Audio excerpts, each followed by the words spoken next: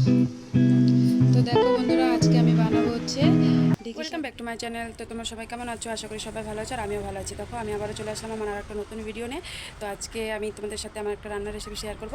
তো আজকে আমি রান্না করছি দুপুরবেলা তো মুগ ডাল লাউ দিয়ে, তো লাউ ঘন্ট মাছের মাথা দিয়ে, আর হচ্ছে ভেন্ডি ভাজা। কালকে আমি ভেন্ডি ভাজা করিনি, তো আর ভেন্ডি ভাজা আর হচ্ছে ঢেঁকি শাক। তো আজকে আমি ঢেঁকি শাকটা ডিম দিয়ে বানাবো। তো চলো বন্ধুরা, তোমাদের সাথে শেয়ার করছি।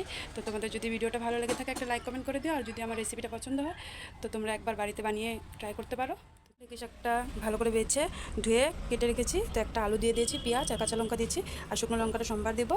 তো আর যে ডিম, তো ডিম দিয়ে আজকে আমি ঢেঁকি শাকটা বানাবো। তো চলো আমি কীভাবে বানাই তোমাদের সাথে শেয়ার। আমি কড়াইটা বসিয়ে দিয়েছি, তো কড়াইটা গরম হয়ে গেছে। তো এই যে আমি তেল দিয়ে দিচ্ছি। তো এই যে তেলটা গরম হয়ে গেছে, তো আমি এবার শুকনো লঙ্কাটা দিয়ে দেবো। তো শুকনো লঙ্কাটা একটু লাল করে ভেজে নেব। তো এই যে শুকনো লঙ্কাটা ভাজা হয়ে গেছে, তো আমি অল্প কয়েকটা কালো জিরে দিয়ে দিচ্ছি। এই যে কালো জিরে অল্প কয়েকটা দিয়ে দিলাম। তো এবার আমি পেঁয়াজটা দিয়ে দেবো।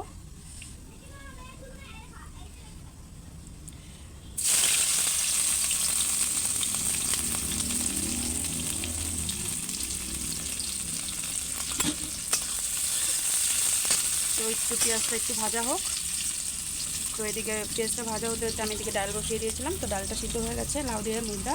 তো আমি ডালটা সম্বাদ দিয়ে নিচ্ছি। পেঁয়াজটা অল্প ভাজা হয়ে গেছে, আর একটু লাল করে ভাজবো। তো এর মধ্যে আমি দিয়ে দিচ্ছি যে একটা আলু কেটেছিলাম, তো এই আলুটা দিয়ে দিচ্ছি। আর ওদিকে ডালটা সম্বাদ দিয়ে দিচ্ছি, ডালটা ফুটছে। তো এই আলুটা দিয়ে একটু ভালো করে ভেজে নেব, তারপরে শাকটা দিয়ে। এই যে পেঁয়াজটা একটু লাল হয়ে গেছে, তো আমি শাকগুলো দিয়ে দেবো।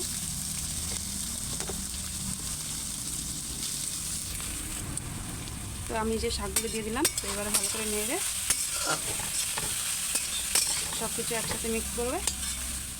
তো এই যে শাকটা একটু মজে গেছে, তো আমি এর মধ্যে এখন দিয়ে দেবো হচ্ছে হলুদ আর নুন। হলুদ দিয়ে দেবো এখন।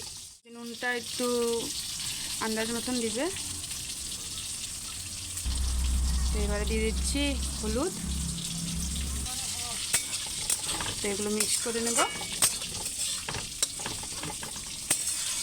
তো যখন শাকটা একটু ভাজা ভাজা হয়ে যাবে, তারপর এর মধ্যে দিয়ে দেবো ডিম।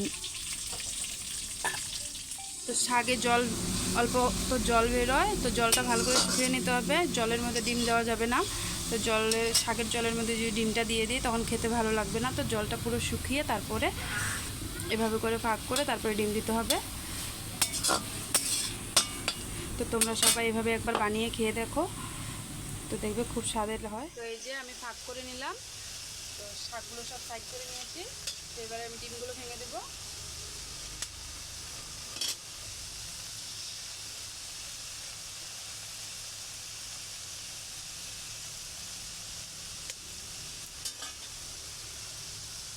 আমি দুটো ডিম দিলাম এর মধ্যে, তোমরা চাইলে বেশি করেও দিতে পারো।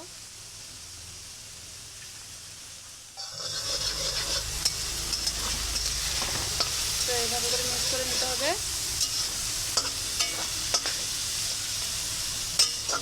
তো আমি এটা ভালো করে মিক্স করে নিচ্ছি। তো এই যে আমার শাকটা ভালো করে ভাজা হয়ে গেছে, তো আমি এটা এবারে নামিয়ে নেব। তো তোমরাও একটু ভালো করে ভেজে নেবে।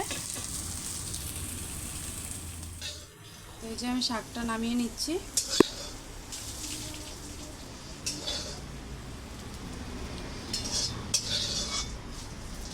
তো তোমাদের আমার এই রেসিপিটা কেমন লাগলো একটু কমেন্ট করে জানিও।